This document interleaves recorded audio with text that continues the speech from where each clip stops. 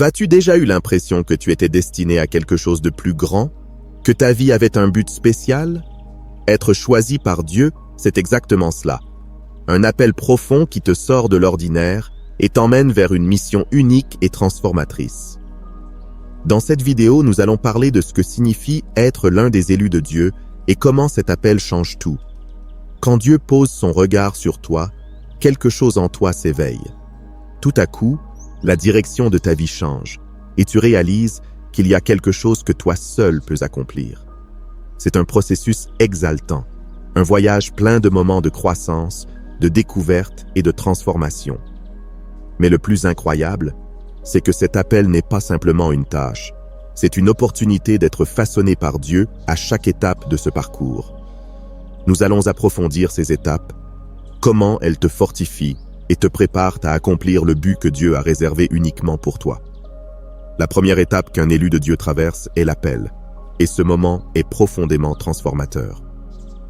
Ce n'est pas simplement une pensée fugace, ni une idée passagère qui traverse ton esprit, mais une certitude qui surgit au plus profond de ton être.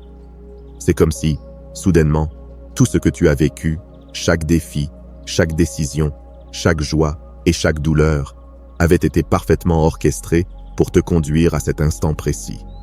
Tout commence à avoir un sens, et les pièces d'un puzzle qui semblait incomplet commencent finalement à s'assembler.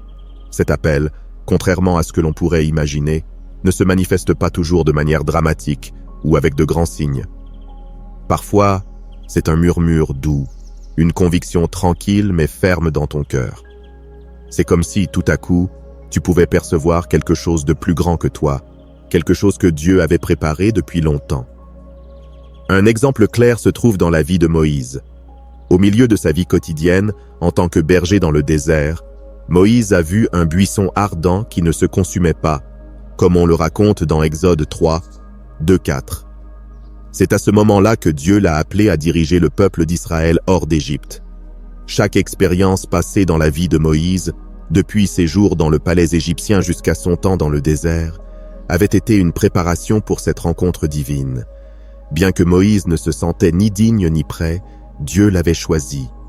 Dieu voit au-delà de nos insécurités et nous appelle, non pas parce que nous sommes parfaits, mais parce qu'il nous a préparés pour un but plus grand. Il est possible que, lorsque tu reçois cet appel, des doutes t'envahissent. Tu te demandes peut-être, pourquoi moi, Zrenia ou même, suis-je prêt pour cela? Mais l'appel de Dieu n'est pas toujours accompagné d'une préparation complète dès le début. En réalité, il s'accompagne d'une promesse. Dans Isaïe 43, 1, Dieu dit « Ne crains pas, car je t'ai racheté, je t'ai appelé par ton nom, tu es à moi. » Ce verset nous rappelle qu'il ne s'agit pas de ce que nous pouvons accomplir par nos propres forces, mais de ce que Dieu a déjà fait pour nous et de ce qu'il fera à travers nous. Souvent, cet appel se manifeste au milieu de situations quotidiennes. Il se peut que tu sois en train de travailler, d'étudier, ou même de traverser une crise personnelle. Et soudain, tu ressens un éveil intérieur. Cet appel peut arriver lorsque tu t'y attends le moins, comme ce fut le cas pour Pierre. Alors qu'il était en train de pécher, Jésus l'a appelé et lui a dit « Viens et suis-moi », comme relaté dans Matthieu 4, 19. À ce moment-là, Pierre a laissé derrière lui sa vie passée pour devenir un leader de la foi. En effet, l'appel de Dieu n'est pas toujours bruyant ni spectaculaire, mais il est toujours profond, transformateur, et t'invite à quelque chose de plus grand que ce que tu avais imaginé. La deuxième étape est la séparation du monde. Cette étape, bien que difficile, est fondamentale pour la croissance d'un élu de Dieu. Au fur et à mesure que tu commences à marcher dans le but que Dieu a préparé pour toi, tu remarques qu'il commence à t'éloigner d'influences, de relations ou de situations qui te semblaient auparavant essentielles dans ta vie. Cette séparation peut provoquer de la confusion et même de la douleur au début, car il est naturel de s'accrocher à ce qui est familier. Mais il est important de se rappeler que Dieu a un dessein plus élevé. À cette étape, Dieu est en train de dégager le chemin pour que tu puisses te concentrer pleinement sur lui. Comme il est dit dans 1 Jean 2, 15, « N'aimez point le monde, ni les choses qui sont dans le monde. Si quelqu'un aime le monde, l'amour du Père n'est point en lui. » Cette écriture nous rappelle que la séparation du monde n'est pas une punition, mais une opportunité de t'aligner avec les desseins divins et de laisser l'amour de Dieu croître plus pleinement dans ton cœur. C'est à cette étape que Dieu t'aide à te détacher des choses qui te lient au temporel pour que tu puisses embrasser l'éternel. Prenons l'exemple de la vie de Joseph. Joseph a été séparé de sa famille d'une manière qui semblait injuste et cruelle. Ses frères l'ont vendu comme esclave, ce qui aurait pu sembler être la fin de ses rêves. Cependant, ce rejet apparent fut en réalité le début de son chemin vers le but divin.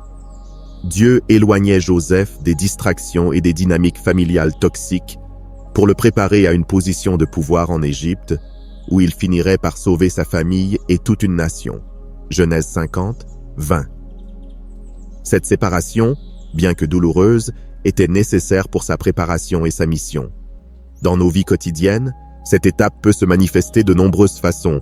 Il se peut que tu perdes des amitiés qui étaient autrefois proches ou que tu te retires d'activités que tu appréciais auparavant. Tu peux même sentir que les opportunités qui semblaient importantes commencent à s'évanouir. Parfois, Dieu ferme des portes que nous n'avons pas besoin de franchir pour nous guider vers celles qui sont vraiment alignées avec notre destinée. Comme il est dit dans Proverbe 3, 5, 6, « Confie-toi en l'Éternel de tout ton cœur et ne t'appuie pas sur ta propre intelligence. Reconnais-le dans toutes tes voies et il aplanira tes sentiers. » Ce processus peut sembler déroutant car de notre perspective limitée, nous ne comprenons pas toujours pourquoi certains changements se produisent. Cependant, c'est à ce moment que la foi est nécessaire. Rappelle-toi que Dieu voit l'ensemble du tableau et sait quelles relations, habitudes ou lieux peuvent faire obstacle à ta croissance. Il se peut que tu te sentes seul pendant cette période de séparation, mais c'est précisément dans cet isolement que Dieu travaille plus profondément en toi. En t'éloignant de ce qui te distrait, tu crées de l'espace pour que Dieu remplisse ta vie de sa présence et te prépare pour la prochaine étape de ton chemin. Prenons également l'exemple des disciples de Jésus. Lorsqu'il les a appelés, il leur a demandé de laisser leur filet, leur travail et parfois même leur famille. Matthieu 4, 18-22. Ce n'était pas seulement un appel à le suivre physiquement, mais aussi à se détacher de ce qui les empêchait d'embrasser pleinement le but que Jésus avait pour eux. En laissant derrière eux ce qu'ils connaissaient, les disciples sont entrés dans une relation beaucoup plus profonde avec Dieu et ont été préparés pour leur mission. Dans cette étape de séparation, Dieu t'apprend aussi à dépendre davantage de lui. En t'éloignant des influences qui semblaient autrefois nécessaires, tu commences à faire confiance à la provision divine plutôt qu'à tes propres efforts. Comme il est dit dans Philippiens 4, 19, « Et mon Dieu pourvoira à tous vos besoins selon sa richesse, avec gloire, en Jésus-Christ. » Dieu te sépare du monde pour que tu puisses apprendre à faire confiance à son plan et à son timing. C'est une étape cruciale dans le voyage de l'élu, où Dieu commence à purifier ton cœur et ta vie pour ce qui va venir. Nous devons nous rappeler que cette séparation n'est ni permanente, ni une étape à craindre. Au contraire, c'est un moment de renouveau, de croissance et de transformation.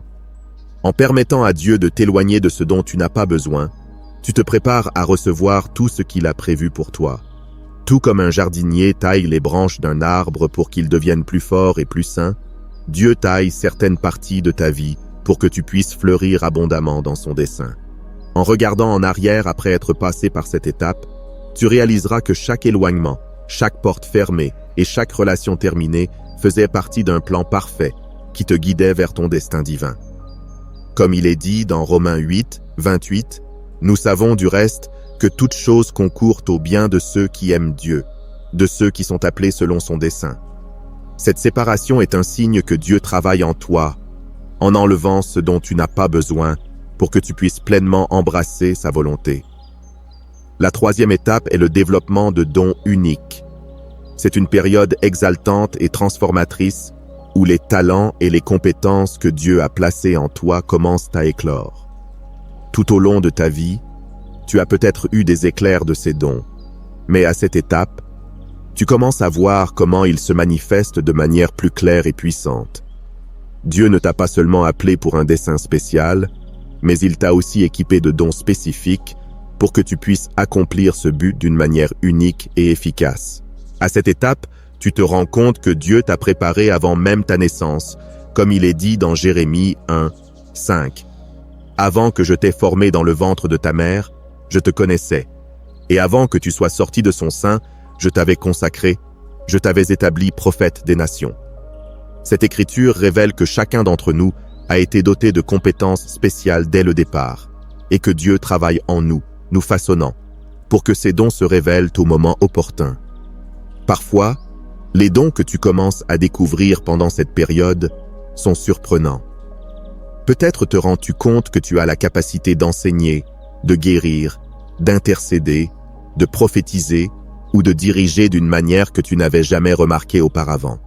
Ces dons ne sont pas là par hasard, mais ont été plantés et cultivés par Dieu pour être utilisés à des moments spécifiques de ta vie. Comme il est dit dans 1 Pierre 4, 10, « Comme de bons dispensateurs des diverses grâces de Dieu, que chacun de vous mette au service des autres le don qu'il a reçu. » Un exemple biblique clair de cette étape se trouve dans la vie de Joseph.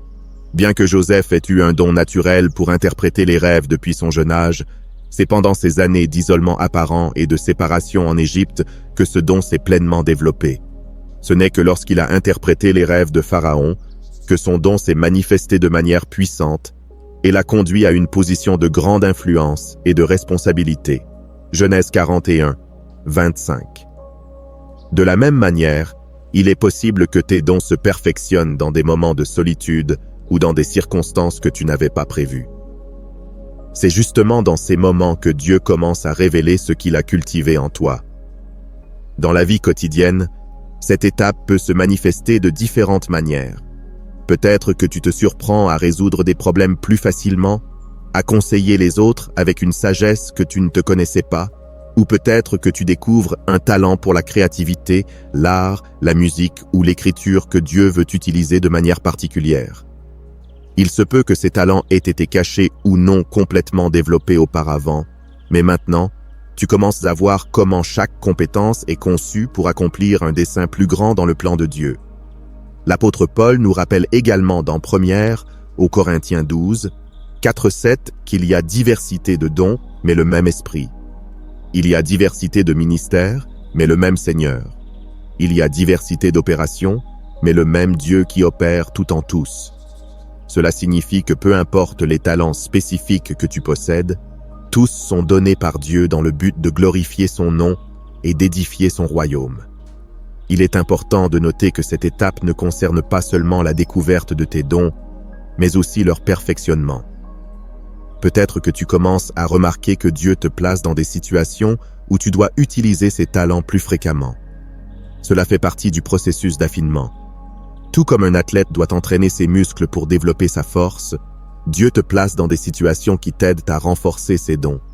Le processus peut ne pas être facile, mais il est essentiel pour que tu puisses utiliser ces compétences à leur plein potentiel. L'apôtre Paul a lui-même vécu quelque chose de similaire. Bien qu'au départ il persécutait les chrétiens, après sa rencontre avec Jésus sur le chemin de Damas, Paul a commencé à voir que Dieu avait déposé en lui un puissant don pour enseigner et proclamer l'Évangile. Au cours des années qui ont suivi, ce don a été perfectionné alors qu'il prêchait, fondait des églises et écrivait certaines des lettres les plus importantes du Nouveau Testament. Actes 9, 15. De la même manière, Dieu est en train d'affiner tes dons, non seulement pour que tu les découvres, mais pour que tu les utilises de manière efficace pour impacter les autres. Pendant cette étape, il est crucial de rester connecté à Dieu par la prière et l'étude de la parole. La direction divine est essentielle pour savoir comment et quand utiliser ces dons. De plus, c'est un temps pour demander à Dieu la sagesse et le discernement, tout comme Salomon l'a fait lorsqu'il a reçu la tâche de gouverner Israël. 1 Rois 3, 9. À travers la prière et l'abandon, Dieu te montre comment utiliser tes talents pour sa gloire et comment les aligner avec son plan. En voyant comment chaque partie de toi est conçue pour un but précis, tu te rends compte que tu n'es pas une coïncidence, mais une création intentionnelle de Dieu. C'est un rappel constant qu'il a un plan unique pour toi et que chacun des dons qu'il a placés dans ta vie est un outil pour accomplir sa volonté. La quatrième étape est la connexion profonde avec Dieu. et c'est l'un des moments les plus transformateurs dans le parcours d'un élu. À cette étape, étant plus concentré et avec moins de distractions, tu commences à ressentir une proximité avec Dieu que tu n'avais jusque-là qu'imaginer. C'est comme si les barrières qui te séparaient de lui disparaissaient, et tu peux maintenant ressentir sa présence de manière beaucoup plus intense et personnelle. C'est le moment où ta relation avec Dieu cesse d'être quelque chose que tu crois ou penses simplement, pour devenir quelque chose que tu vis et expérimentes chaque jour. Durant cette étape, la prière devient ton refuge et ta force. Ce n'est plus juste une routine ou une obligation, mais une conversation continue avec ton Père céleste. Tu te rends compte que prier, ce n'est pas seulement demander, mais être en sa présence, écouter sa voix et recevoir ses conseils. Comme l'a dit le psalmiste dans le psaume 63, 1. « Ô Dieu, tu es mon Dieu, je te cherche dès l'aube, mon âme a soif de toi, mon corps soupire après toi, dans une terre aride, desséchée, sans eau. » À cette étape, tu ressens ce désir profond d'être avec Dieu, et tu sais que lui seul peut étancher la soif spirituelle que tu expérimentes.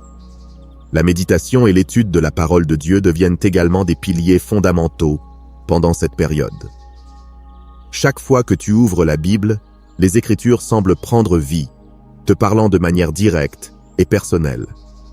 Des passages qui te semblaient autrefois confus ou distants résonnent maintenant dans ton cœur, et tu commences à comprendre des vérités profondes que Dieu voulait te révéler.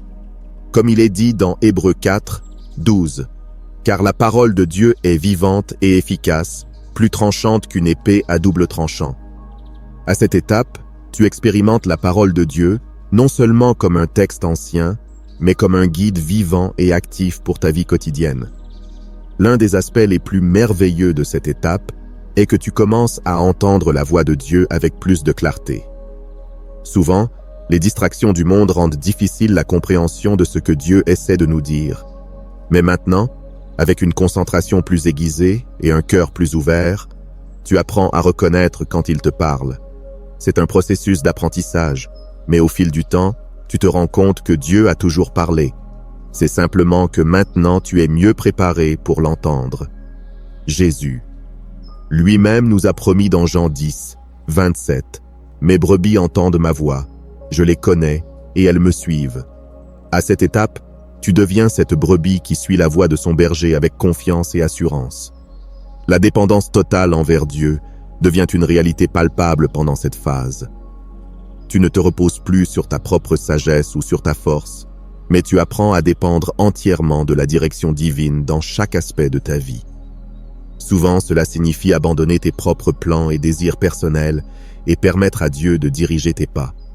Comme il est dit dans Proverbe 3, 5, 6, « Confie-toi en l'Éternel de tout ton cœur et ne t'appuie pas sur ton intelligence. Reconnais-le dans toutes tes voies et il aplanira tes sentiers. » C'est une étape où tu commences à voir comment Dieu te soutient, même dans les moments les plus incertains, et tu réalises que son plan est toujours meilleur que le tien. Dans la vie quotidienne, cette connexion profonde avec Dieu peut se manifester de différentes manières. Il se peut que tu te retrouves à prier plus souvent, non seulement dans les moments de besoin, mais à tout moment, cherchant la direction de Dieu même dans les petites décisions. La prière cesse d'être un acte formel et devient une conversation continue, comme lorsque Néhémie priait en silence tout en parlant avec le roi Artaxerxès. Néhémie 2, 4. Au milieu de tes activités quotidiennes, tu trouves des moments pour te connecter avec Dieu, sachant que sa direction est essentielle dans tout ce que tu fais. Tu peux également remarquer que tu commences à ressentir plus de paix, même dans des situations difficiles. Cette connexion profonde avec Dieu t'apporte une confiance intérieure que lui est en contrôle, quelles que soient les circonstances extérieures.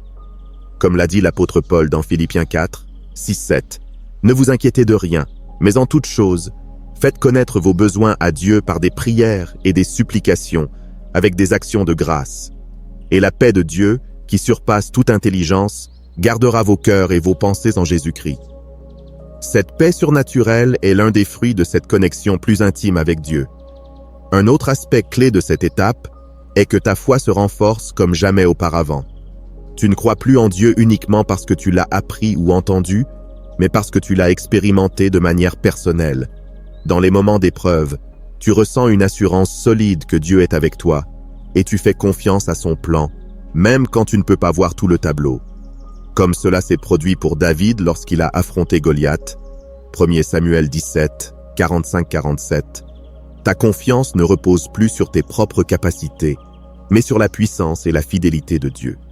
Cette connexion profonde transforme tout et c'est l'une des plus grandes bénédictions du voyage en tant qu'élu de Dieu. La 5e étape est l'épreuve de la foi et du caractère. Et c'est un moment crucial dans le parcours de ceux qui ont été choisis par Dieu. À cette étape, tu fais face à des défis qui mettent à l'épreuve non seulement ta foi, mais aussi ton intégrité, ta patience et ta confiance en Dieu. Ce qui est le plus important à retenir dans ces moments, c'est que les épreuves ne sont pas des punitions, mais des opportunités conçues par Dieu pour te fortifier, te façonner et te préparer à ce qui est à venir. Dieu permet ces épreuves pour affiner et polir ton caractère. Comme il est dit dans Jacques 1, 2-4. Mes frères, regardez comme un sujet de joie complète les diverses épreuves auxquelles vous pouvez être exposés, sachant que l'épreuve de votre foi produit la patience. Mais il faut que la patience accomplisse parfaitement son œuvre, afin que vous soyez parfaits et accomplis, sans faillir en rien. Ici, Jacques nous rappelle que les épreuves ne sont pas seulement des moments de souffrance, mais des occasions de développer des vertus que nous ne pourrions acquérir autrement. La patience, la force et la foi sont les fruits de ces épreuves, et chacune d'elles te rapproche de la plénitude que Dieu a préparée pour toi. L'un des plus grands exemples bibliques de cette étape est la vie de Job. Job était un homme intègre et juste qui fut éprouvé de manière à défier la foi de quiconque. Il perdit ses biens, sa famille, sa santé, et pourtant, au milieu de sa douleur, il ne cessa de faire confiance à Dieu. Job déclara « Même s'il me tue, j'espérerai en lui ». Job 13, 15. Cette déclaration reflète une foi si profonde qu'elle ne dépend pas des circonstances extérieures, mais de la certitude que Dieu est en contrôle, même dans les moments les plus sombres. Durant cette étape, il est possible que tu sois confronté à des moments d'incertitude, où tu ne vois pas clairement le but de ce que tu traverses. Peut-être fais-tu face à une situation financière difficile, à un problème de santé ou à des relations tendues.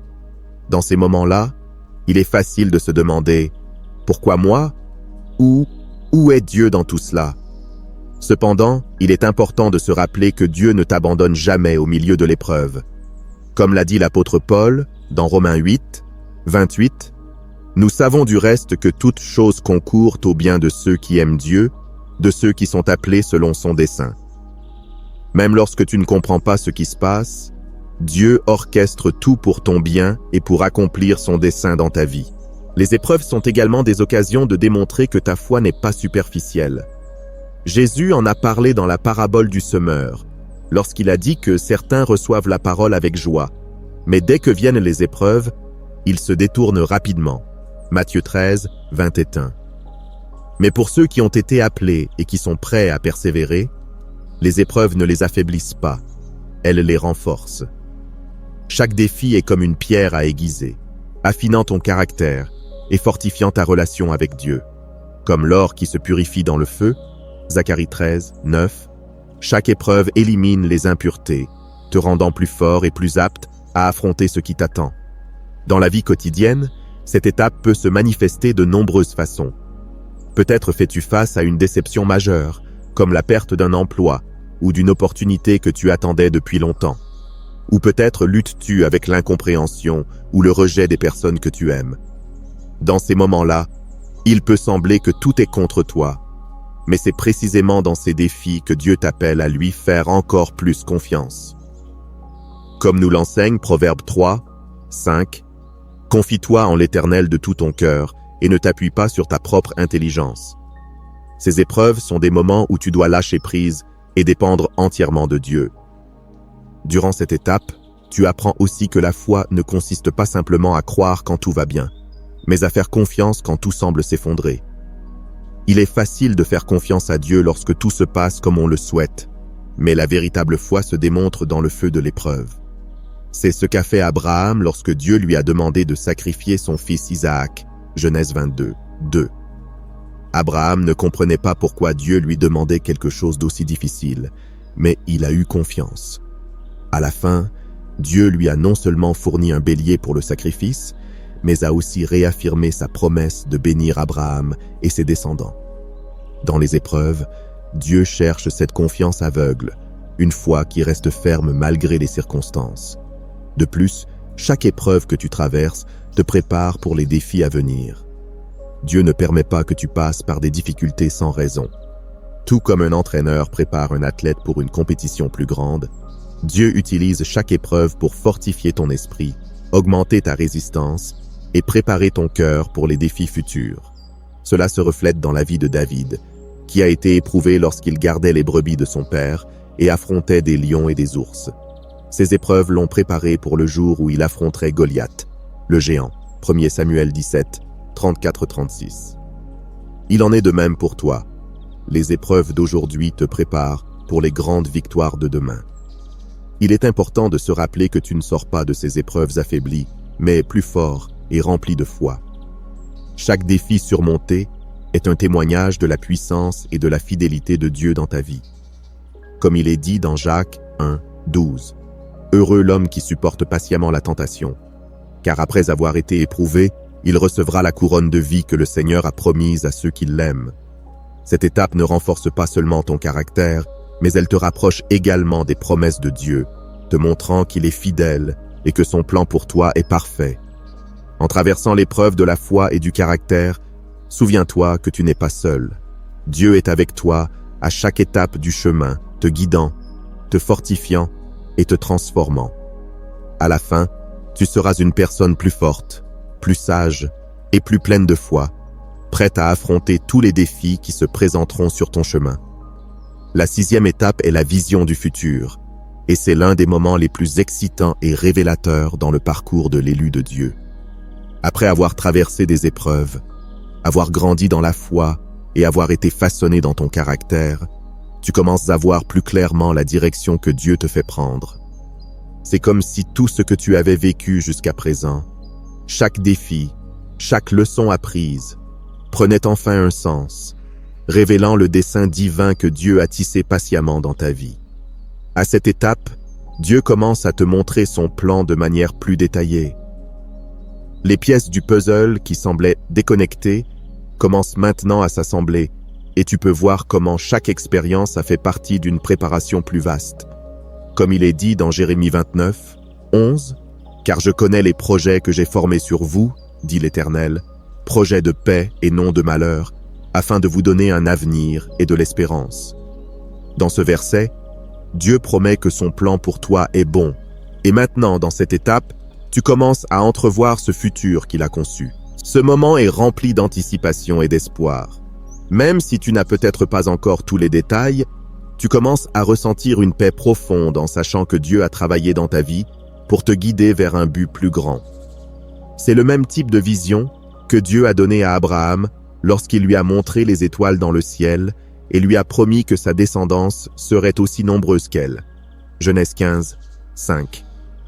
Abraham ne pouvait pas tout voir immédiatement, mais cette vision du futur lui a donné l'espoir et la foi pour continuer. La vision du futur ne concerne pas seulement ce que tu accompliras ou où tu finiras, mais aussi la manière dont ta vie s'aligne avec la volonté de Dieu.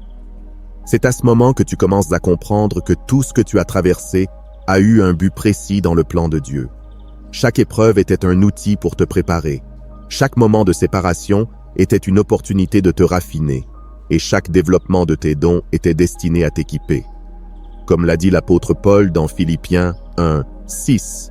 « Je suis persuadé que celui qui a commencé en vous cette bonne œuvre la rendra parfaite pour le jour de Jésus-Christ. » Cette vision du futur te rappelle que Dieu a travaillé en toi depuis le début et qu'il accomplira ce qu'il a commencé. C'est à cette étape que Dieu te donne une meilleure compréhension de ton objectif.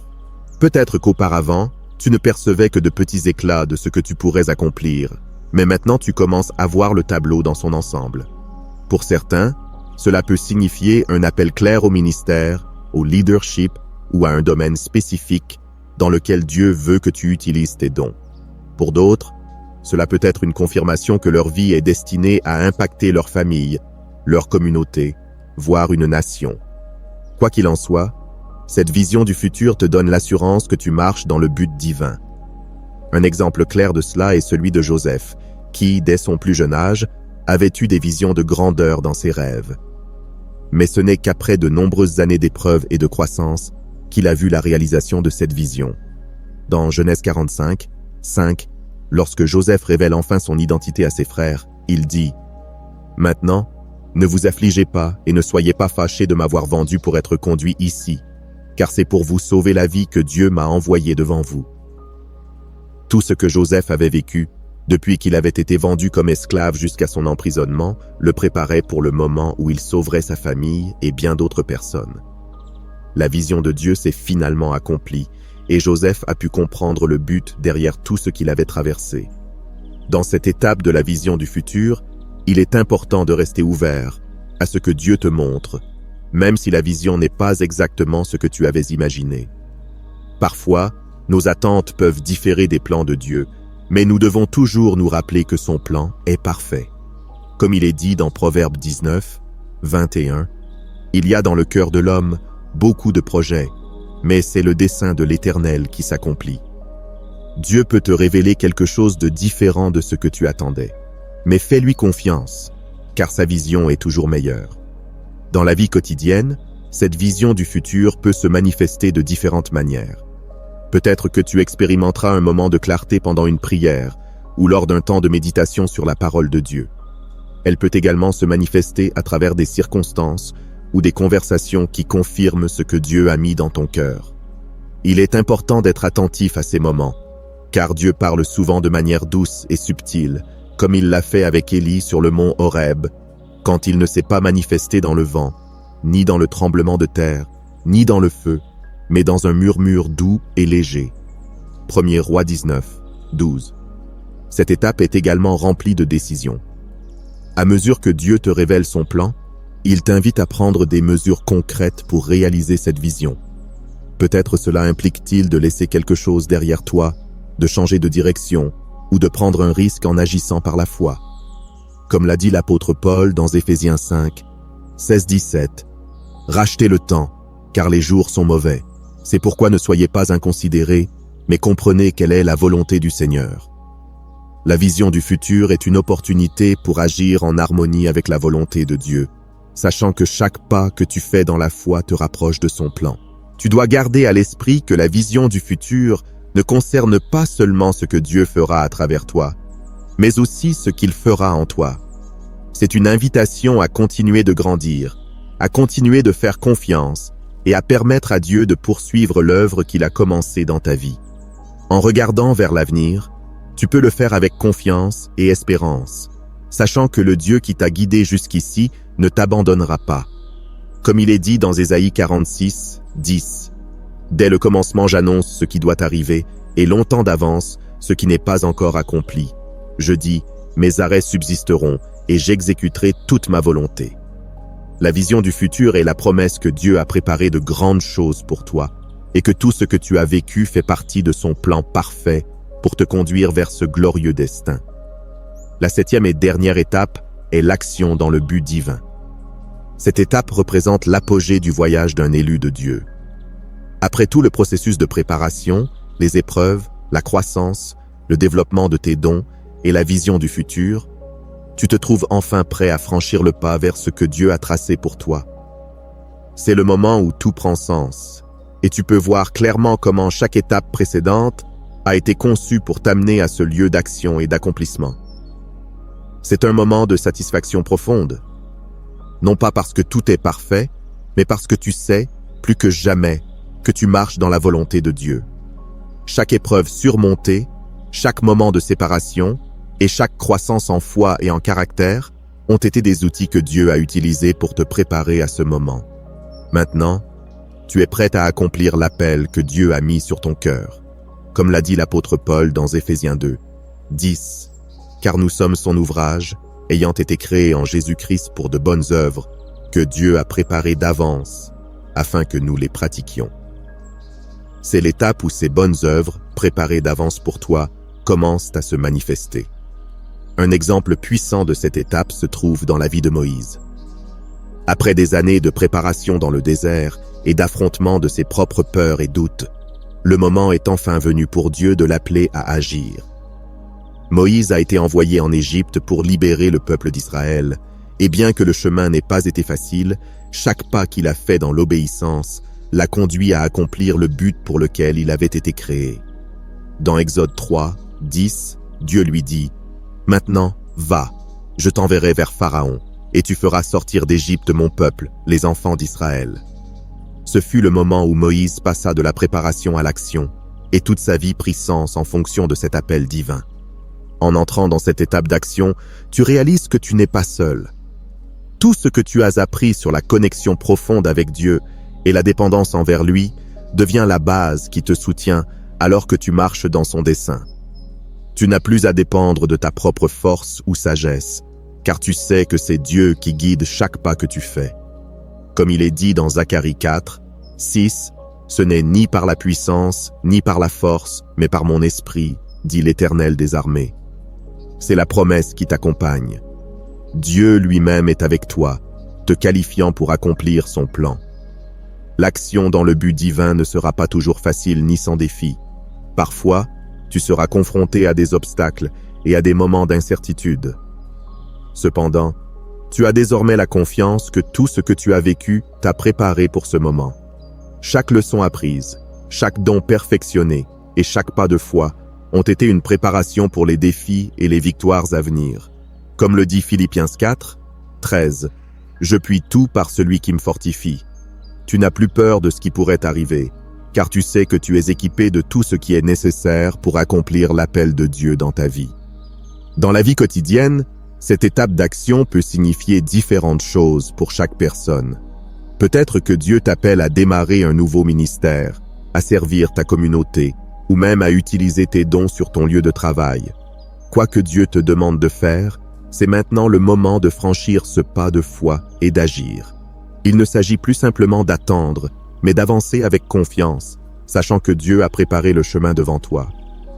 Comme il est dit dans Proverbes 16, 3, « Recommande à l'Éternel tes œuvres, et tes projets réussiront. » À cette étape, ton rôle est d'obéir, en faisant confiance que Dieu soutiendra chaque action que tu entreprends en son nom.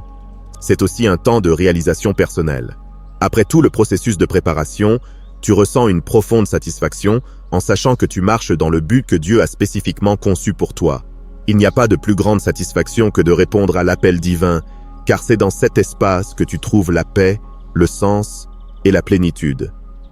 Comme Jésus l'a dit dans Jean 10, 10, « Je suis venu afin que les brebis aient la vie et qu'elle l'ait en abondance. » Cette étape est celle où tu expérimentes cette vie en abondance, non seulement parce que tu accomplis ce que Dieu t'a appelé à faire, mais parce que tu vis pleinement dans sa volonté. Il est important de se rappeler que cette étape n'est pas la fin, mais le début d'une nouvelle saison de fructification et de service. À mesure que tu agis dans le but de Dieu, tu verras ta vie commencer à impacter les autres de manière que tu n'aurais jamais imaginé.